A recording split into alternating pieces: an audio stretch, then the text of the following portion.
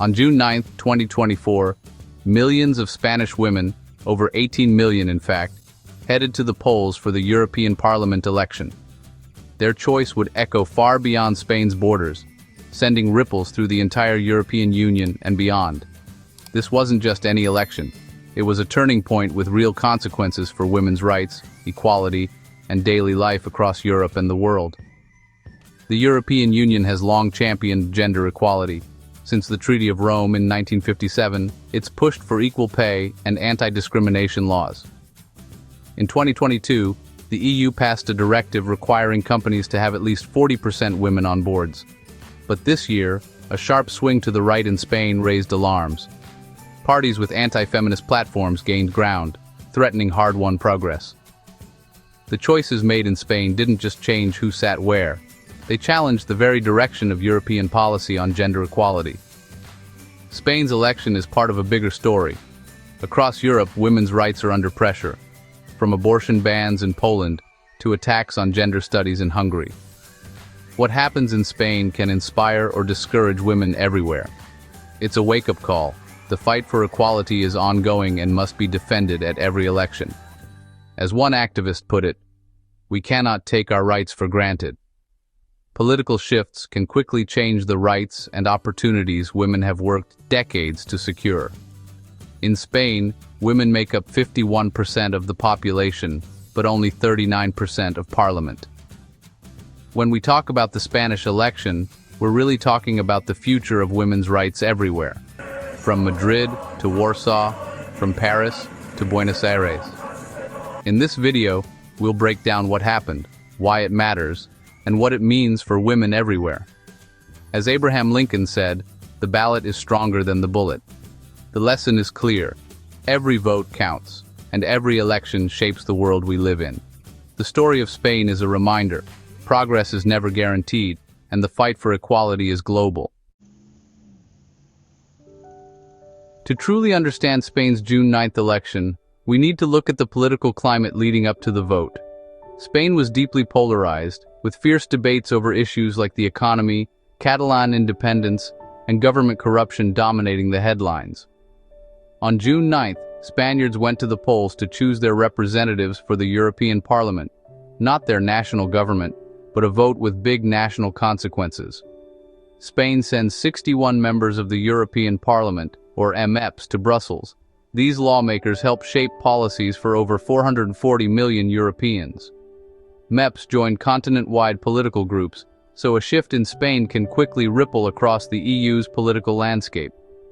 The main parties, Prime Minister Pedro Sanchez's center-left PSOE, the conservative PP, the far-right Vox, and the left-wing Sumar, fought a fierce campaign, with rallies and protests filling the streets. Voter turnout was high, over 49%, above the EU average, showing how many Spaniards saw this as a crucial moment to express their views on the government and the future of Europe. European elections like this one reveal how people feel about politics in each country and send a powerful message to leaders across the continent. For Spain, this vote was about much more than Brussels. It exposed deep divisions at home, signaled possible changes in government, and hinted at broader shifts coming across Europe.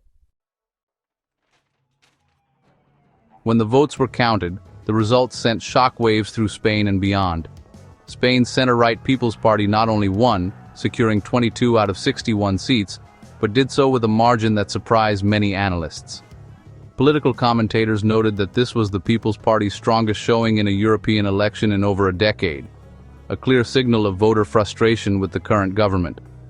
For Prime Minister Sanchez's socialists, who came in second, the loss was a major setback. The difference in seats, though numerically small, marked a significant shift in political power and public sentiment, especially compared to previous elections where the left had held a stronger position. The far-right Vox party also expanded its presence, and the new extreme-right group, Se Acabó la Fiesta, capitalized on anti-establishment anger to win seats, an outcome that analysts warned could push policy debates further to the right. Meanwhile, the left fractured, with progressive parties losing ground. Experts say this division weakened their ability to counter the right's momentum. Right-wing parties together captured almost half the votes, a dramatic increase from previous cycles, while the left's share dropped sharply. Analysts predict this clear move to the right will influence Spain's stance on EU migration, economic reforms, and social policies, potentially aligning the country more closely with other conservative governments in Europe. The story wasn't just about numbers. It was about shifting momentum, growing influence for the right, and a new direction for Spain's future, echoing trends seen in other recent European elections. The stage was set for a new era in Spanish and European politics, with policy and alliances likely to change in the months ahead. Spain's election was part of a bigger trend across the continent where the center-right and far-right gained power. But what fueled this surge? Both groups ran highly targeted campaigns, using social media, rallies, and direct outreach to tap into voters' frustrations about the economy, migration, and national identity. The People's Party's win made the European People's Party, the biggest group in Brussels, stronger, giving it more power to decide what the EU focuses on. Their campaign focused on stability, economic growth, and a tougher stance on migration, messages that resonated with middle-class and older voters. The socialists lost ground, making them less able to influence social and climate policies. Many younger and urban voters, who once backed the left, either stayed home or shifted to new parties promising change. The rise of Vox and Se Acabó la Fiesta showed more support for groups that focus on their own country and are against the current system. Their campaigns targeted rural areas, younger men, and those feeling left behind by globalization. This splitting on the right showed a larger trend in Europe. Voters are turning to conservative and populist parties because they are unhappy with how things are. Internationally, the results sparked concern among EU leaders, while right-wing parties across Europe celebrated Spain's shift. Having many far-right parties made it harder to form alliances and make policies in the future. The fragmented right faces challenges in uniting, even as their influence grows. Spain's shift strongly confirmed that Europe's political balance is moving to the right, with campaign strategies and voter demographics echoing across the continent. The effects would soon be felt all over the continent, as international observers watch closely to see how this new political reality shapes Europe's future. With more center-right and far-right MEPs, Spain's voice in Brussels became much more conservative. Political analysts say this marks a turning point for Spain's influence in the EU. The People's Party arrived with strong support, pushing for careful spending, stricter border controls, and a focus on national interests. Party leaders argue this will give Spain a stronger negotiating position in Brussels, but experts warn that Spain's slow approach to climate policy could put it at odds with more progressive EU members, potentially slowing down Europe's green transition. This change shifted the power balance in the European Parliament, making traditional partnerships less stable. Experts predict more unpredictable coalitions and tougher negotiations ahead. The EPP now had more influence, even considering alliances with more conservative groups. Some see this as a pragmatic move, while others worry it could push EU policy further right. Far-right parties like Vox got a bigger platform to push their nationalistic and anti-EU ideas. Their leaders say they want to defend Spanish sovereignty in Brussels. The result? A parliament that was more divided and argued more, where it was harder to find common ground. Some experts warn this could stall key EU reforms. European leaders noticed, realizing that the political middle was moving.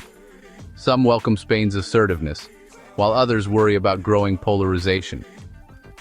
The message from Spain was clear. The old ways of doing things were over.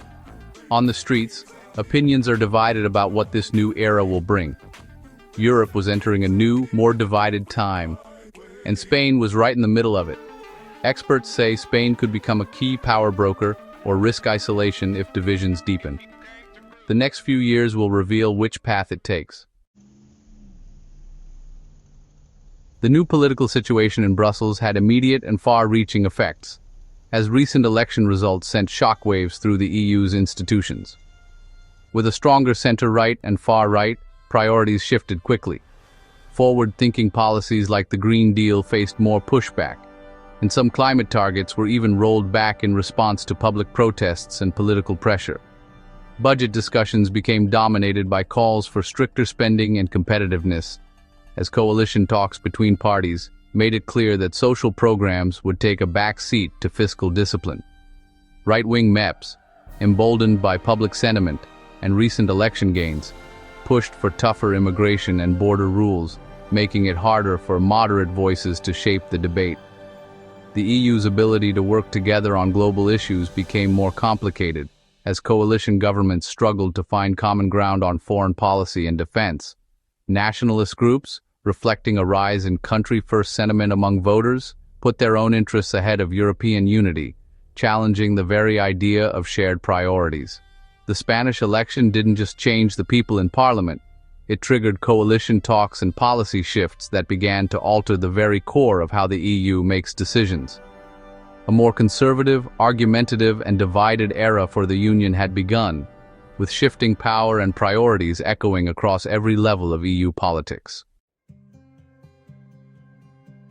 For women, this political shift brought up urgent worries, especially as recent legislative changes have already begun to reshape their daily lives. The EU has long been a key driver of equality between men and women, passing directives on equal pay, anti-discrimination, and parental leave. But with a more conservative parliament, recent advances, like Spain's expanded parental leave and gender violence laws, now face uncertainty. Reproductive rights, already under pressure in countries like Poland and Hungary, now face new opposition at the EU level. In Spain, recent attempts to restrict abortion access have sparked mass protests and drawn support from activists across Europe. Plans for equal pay, women in leadership, and affordable childcare, like Spain's recent push for more women on corporate boards, could stall or face cuts.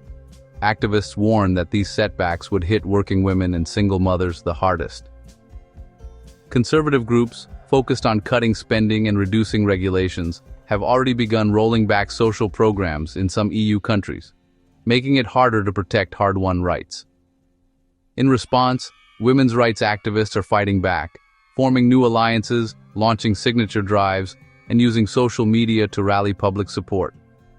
As one Madrid activist put it, "We can't afford to be silent. Every right we have was fought for." The Spanish election was a powerful reminder. Progress isn't guaranteed. Each legislative change, each protest, and each vote shapes the future of women's rights. For women across Europe, this moment is a call to action. In a more challenging political world, the fight for equality and rights is far from over, and the next chapter is being written now. The 2024 Spanish election teaches us about the power of democracy and how every vote matters. But participation goes far beyond the ballot box. Across Spain and Europe, people shape their societies by joining local councils, volunteering for community projects, and organizing peaceful protests. History shows us the impact of civic action, like the women's suffrage movement, the fight for civil rights, and the grassroots campaigns that have changed laws and opened doors for millions. A change in one country can shift the power balance across Europe, changing laws that affect daily life. For women, this was a reminder. Taking part is not just a right, but something we must do to protect equality. Political progress is never forever. Rights are kept safe by the people we elect and by those who speak up when those rights are threatened. When the political situation changes, those rights can be at risk. But history also reminds us, when people come together, they can reclaim lost ground and push for new freedoms. The answer isn't to give up, but to act, by voting, by raising our voices, by supporting each other in our communities. The same process that led to a more conservative parliament can also bring back progressive values.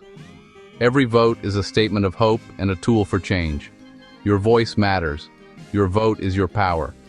But so is your presence at a town hall, your signature on a petition, your support for a neighbor in need. By staying involved and working together, whether at the polls, in the streets, or in our daily lives, we can build a Europe where every woman and every citizen does well. The future is not yet written, and it's ours to shape. So take part, stay engaged, and help write the next chapter of our shared story.